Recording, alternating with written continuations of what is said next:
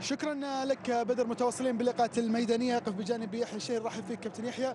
اولا اقول لك هارد لك، ثانيا الاتفاق لم يظهر في الشوط الاول كما ترغبون انتم كلاعبين، كما يرغب ايضا الجماهير والمحبين، ولكن ظهرتم في الشوط الثاني بصوره مغايره، بصوره افضل، وصلتم للمرمى في اكثر من مره ايضا. بسم الله الرحمن الرحيم. طبعا احب ابارك فريق الفتح وهارد لك لنا. طبعا زي ما قلت الشوط الاول ما كنا يعني اكثر فعاليه على مرمى الفتح، استغل هجمه واحده. الشوط الثاني حاولنا ان نعدل، صراحه سنحتنا فرص وسنحتنا يعني اتوقع كان لنا بلنتي، ولكن الحكم يعني ما يمكن ما كانت عنده زاويه الرؤيه كويسه. نقول الحمد لله. خلاص ننسى هذه المباراه ونفكر المباراه الجايه ان شاء الله. ايضا يحيى اسالك، في الاتفاق تغيب الحلول، تغيب صناعه الفرص.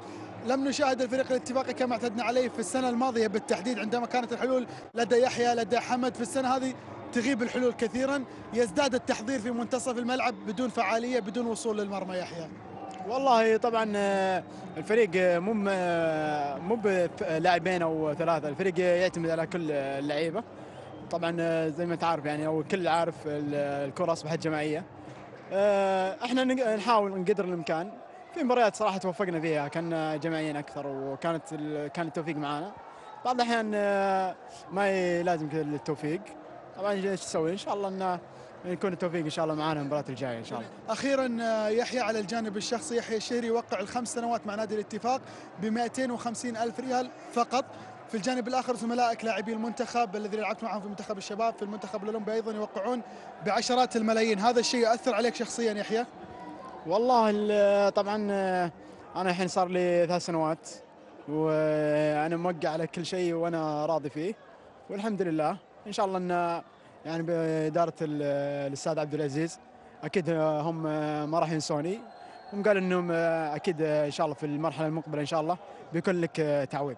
راح يكون لك تعويض مادي على عقدك الحالي؟ اي اكيد ان شاء الله. يعني في مبلغ راح تستلمه اتفقتوا مع الاداره عليه؟ والله متفقين احنا من اول ان شاء الله في المرحله الجايه ان شاء الله يعني في وعود من الاستاذ عبد العزيز والاستاذ عدنان العابد. ان شاء الله ان انا الحين صراحه تركيزي كله بنصب داخل الملعب، وان شاء الله انهم ما يقصرون معي ان شاء الله. انت تستاهل كل خير يحيى، وشكرا لك. الله يعطيك العافيه. كان هذا حديث الكابتن يحيى لك الشهري. بدر فايز، نقول لكم هارد لك. يعني في هذا الموسم مستوى الاتفاق متذبذب، بدايه غير جيده، بعدين فزتوا 3 مباريات، الحين تخسرون المباراه الثانيه.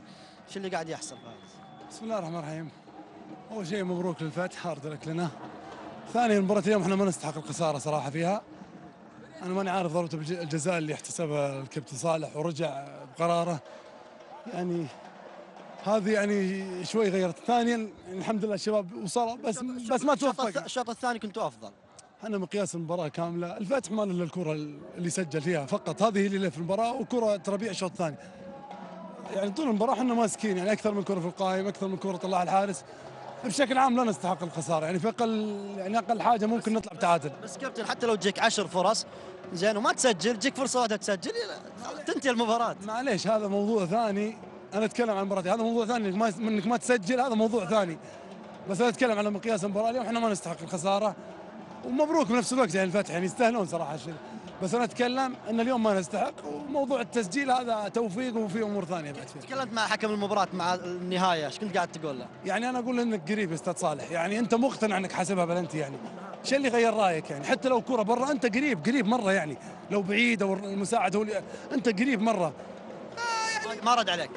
لا ما خلاص يعني ايش يرد علي؟ حتى لو رد علي المباراه انتهت، يعني ايش بيرد علي يعني؟ عندك فايز. يلا الحمد لله على كل حال.